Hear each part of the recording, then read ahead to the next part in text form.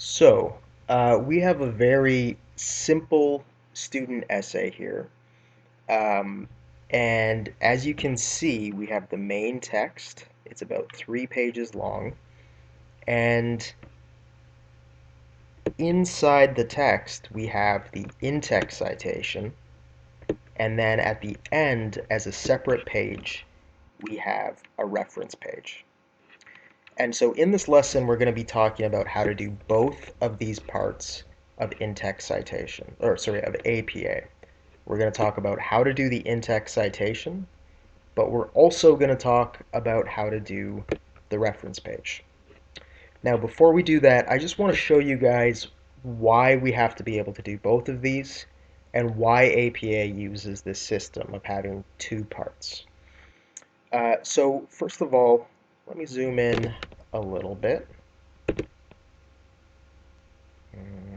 There we go. So here we have the student's first paragraph. And as soon as the student is using information from an outside source, information that didn't come from their own brain, but that is coming from another author, the student needs to use an in-text citation. And I put it in red. It wouldn't normally be in red, but I want you guys to be able to notice it. So it's right here, and as you can see, it's in brackets, and it has three simple things.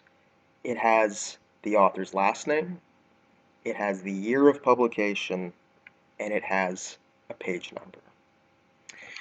So let's say your reader is reading this, and they see the first in-text citation, and they say, okay, that's fine.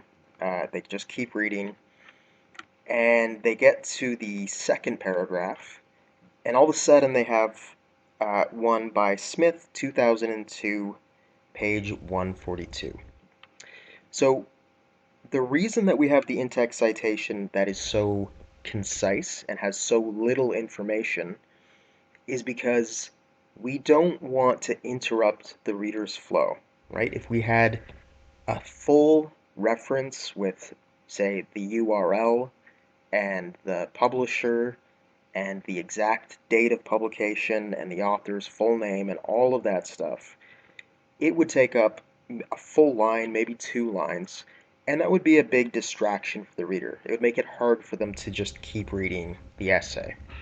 So we've got this nice short citation, but if your reader gets to this second in-text citation and they decide, oh, that's really interesting, I think I'm going to find this source for myself and maybe read it for myself, there's no way that they could actually find it based on just these three things. Smith, 2002, that could be any number of publications.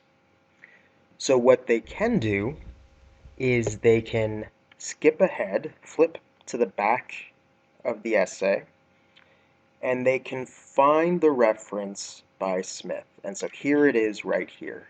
It's a book.